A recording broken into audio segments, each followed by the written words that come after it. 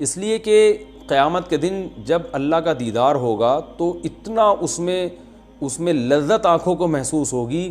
کہ حدیث میں آتا ہے، نبی صلی اللہ علیہ وسلم نے فرمایا جنت کی تمام نعمتیں اس کے سامنے ہیچ ہوں گی۔ نبی صلی اللہ علیہ وسلم نے ارشاد فرمایا کہ جب جنتی جنت میں چلے جائیں گے تو اللہ تعالیٰ ان جنتیوں سے پوچھے گا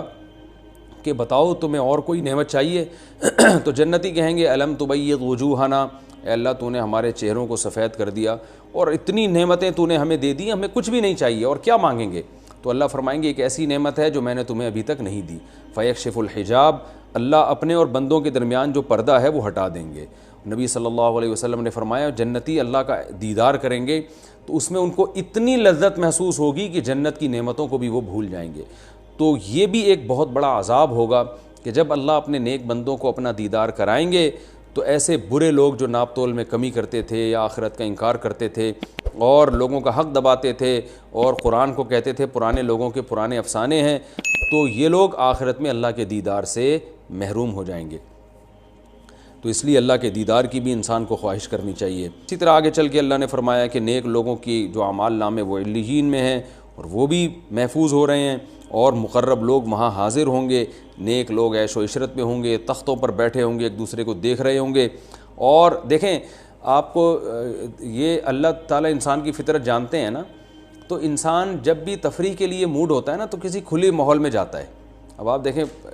ہائی وے کے باہر جو ہوٹل کھلے ہوئے ہیں وہاں تخت پہ کھانا کھلایا جاتا ہے،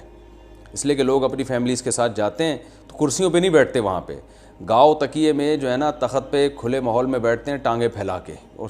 ہم بھی جب کبھی کبھار دوستوں کے ساتھ جانا ہوتا ہے تو یہی بات ہوتی ہے یار ذرا پاؤں پھیلا کے تکیہ لگا کے بیٹھیں گے، تو اس کا ایک اپنا ایک لطف اور اپنا ایک مزہ ہے۔ میز کرسی پہ کھانا یہ تو انگریزوں نے ایک شروع کیا ہے یہ رسم، اور آج سب اسی طرح شروع ہو گئے۔ جائز ہے وہ بھی، لیکن یہ کوئی اچھا کام نہیں ہے، یہ اس سے انسان خود ٹینشن میں ہوتا ہے، سادگی کے بھی خلاف ہے۔ تو لوگ کہتے ابھی بھی انسان کی فطرت یہی ہے یار تخت لگا ہوا ہے، گاؤ تکیہ اس پہ ٹانگیں پھیلا کے چوڑی کر کے آرام سے آدمی لیٹے اور کھانا ہے تو بیٹھ کے کھا لے۔ تو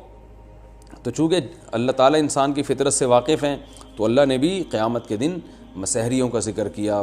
تخت کا ذکر کیا کہ اس پہ گاؤ تکیے لگا کے بیٹھے ہوئے ہوں گے، ایک دوسرے کو دیکھ رہے ہوں گے، اور ان کے چہروں میں تمہیں تازگی معلوم ہوگی، خوش و خرم ہوگی۔ شراب پلائی جائے گی، اور اللہ نے فرمایا اس چاہیے کہ اس میں لوگ ایک دوسرے سے سبقت کریں۔ آج ہر آدمی اس میں لگا ہوا ہے، بحریہ ٹاؤن میں اس کے 2 پلاٹ ہیں تو میرے 3 ہو جائیں تو اچھا ہے، اس کے پاس فلاں گاڑی ہے تو میری گاڑی اس سے اچھی ہو جائے، اس کی اتنی تنخواہ ہے تو میری تنخواہ اس سے زیادہ ہو جائے، تو یہ تو موت کے بعد سب ختم ہو جائے گا۔ تو اللہ فرماتے ہیں دوڑ لگانی ہے تو ان چیزوں میں ایک دوسرے سے دوڑ لگاؤ، اعمال میں دوڑ لگاؤ۔